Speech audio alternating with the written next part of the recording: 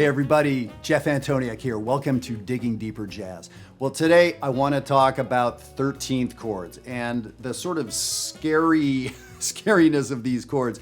I remember as a beginner jazz player, as a real novice, and I would start seeing these numbers getting bigger than 7, like a C7 chord. At some point I'd figured out what a C7 chord is. C9, that's getting a little scary. And now there's 11ths and 13ths and sharp this and flat that.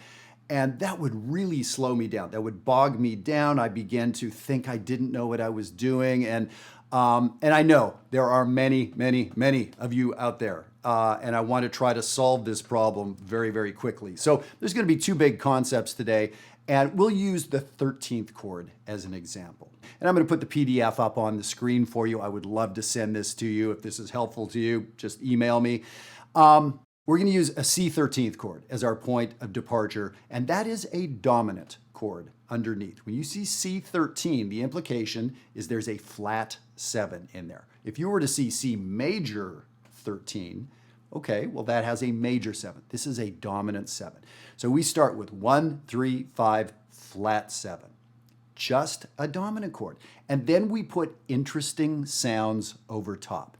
That's really all it is. So I tell you what, let me turn to the piano and I'll play a dominant chord for you, and then we'll hear this, what it sounds like if I add a 9 and a 13 on top.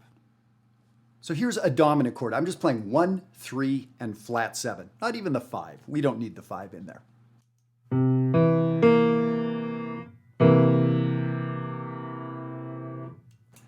And now I will add the 9th on top.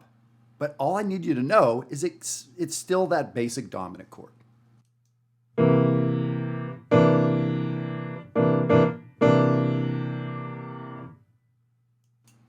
And now I can add a 13th on top of that. So a C7 with a 9 and a 13. This is a C13 voicing.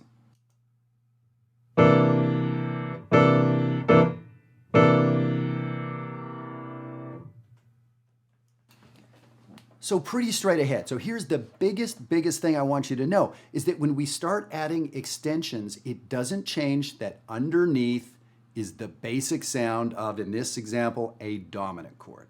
So C13, it's a dominant chord. Whatever you've done on every other dominant chord you saw today, that's what you do on the C13 chord. Now, part 2, we're going to get a little deeper into it, but that's huge.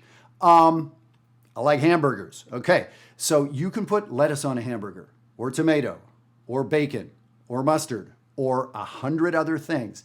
Does not change the fact that it's a hamburger, right?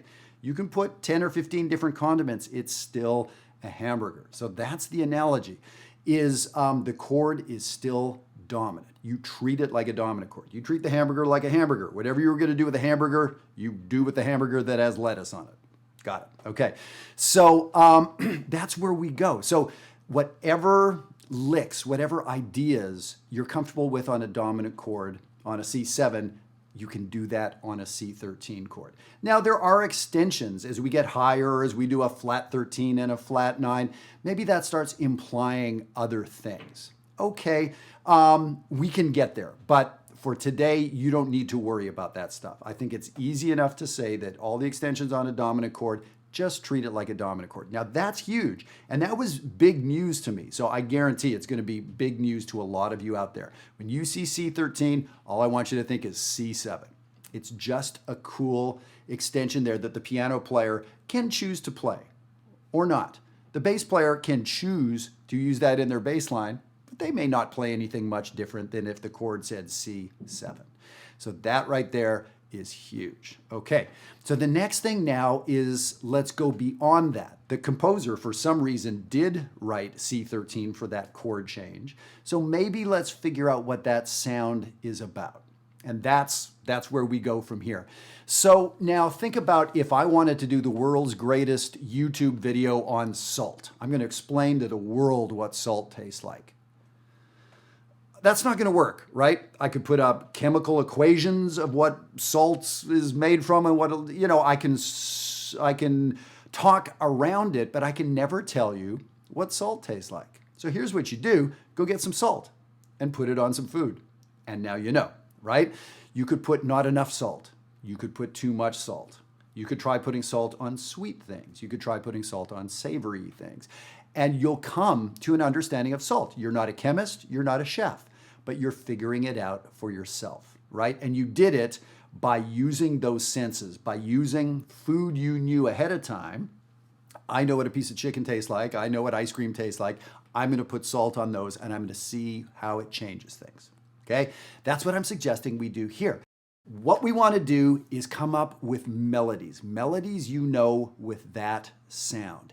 So if you look on the sheet, this is actually, I think, where I was trying to think back, where did I really get to know what the 13th sounded like? And I'm pretty sure it was this great song, Brazil. There's this neat counter line or introduction line to the tune. And it uses the 6th or 13th scale degree, and it sounds like this.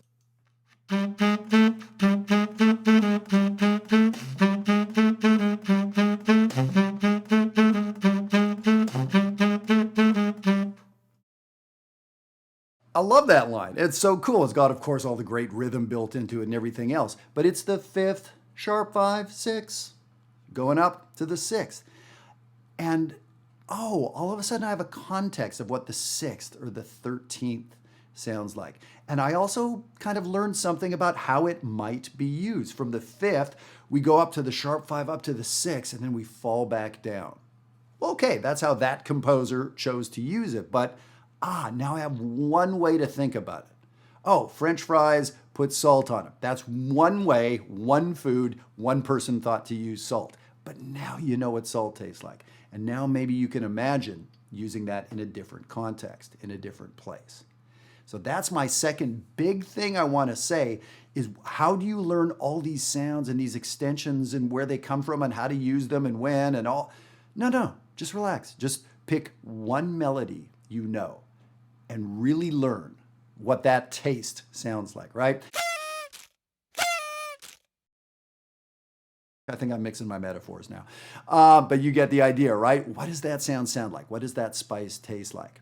And when you have that one, now you can think about how it works with something else. I wonder what a good companion for salt would be. Well, pepper is sort of a classic, right? So yeah, that idea. And working this stuff in based on melodies. As I said, that's the second big idea. So now we have to start thinking about melodies we know that have the 13th or the 6th scale degree. Hey, before I forget to tell you, a week from tomorrow, I'm going to be up in Toronto, Ontario, Canada, doing a workshop on some of this great Digging Deeper Jazz Wire information. So if you haven't signed up yet, I'd love to work with you in Toronto. We have people driving a couple hours to this workshop from all around Ontario. I can't wait to work with those folks. And in January, I'm going to be in San Diego, California, Pomona, California in January. There'll be more events coming up through the spring, but next summer in August 2020, I'm going to be in Europe for about a month doing workshops around Europe. So I want you to sign up for Jazzwire Germany. That one is set. And it's almost totally booked up. I think there's 4 spots left. So write the email below, write Thorsten. He's the artistic director of the camp. I'll be there with him. And get signed up for Jazzwire Germany in Bavaria, outside Munich. It'd be fantastic to work with you there. Okay, so let's look at this PDF again. And as I said, I'd love to get this off to you. Send me an email. Another place where I began to learn what these 13ths or 6ths sound like and how they functioned. You can see example number 3. And in this example, instead of the 6th going, being related to the 5th and sort of sneaking up from the 5th, here the 6th scale degree is an approach to the flat 7. It's a half step below the flat 7.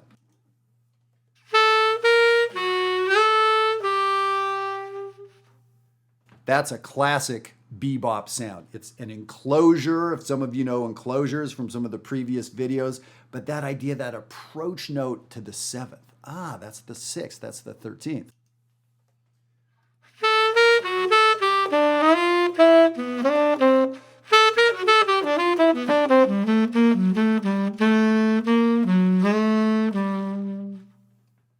Those licks, those melodies, there's so many of them. Whether you go back to Motown and Stevie Wonder, whatever it is. So that's the way I want you to do it. So the first big item that we talked about here is that these extensions, in a sense, can be ignored.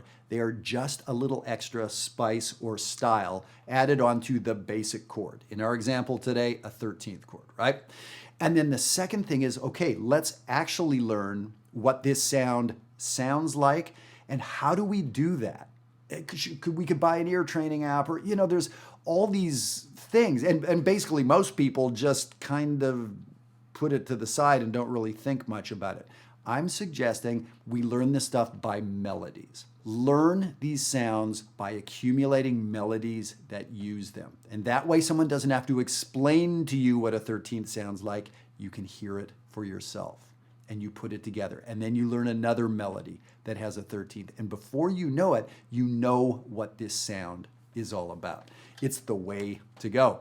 And of course, we would do that with sharp 9s and sharp 11s and flat 13s and everything else. So thank you so much for tuning in. I really hope this helps. Those are two really pretty straight ahead observations, but they were huge for me. And both those things I sort of had to discover myself. I didn't have anyone sort of take me by the hand and lead me to these two sort of simple ideas. And I'll tell you that I've used them in my teaching for a lot of years, and I've gotten people moving ahead really quickly with them. So I hope this helps out. And if this is the kind of work you would like to do in a really in-depth way, I'd like to see you at jazzwire.net.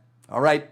Thanks so much. Appreciate you tuning in. And please share these videos with other people. If you have other musicians that you play with, please share this stuff with them. If it's good for you, they may enjoy it too. Thanks so much. See you next time.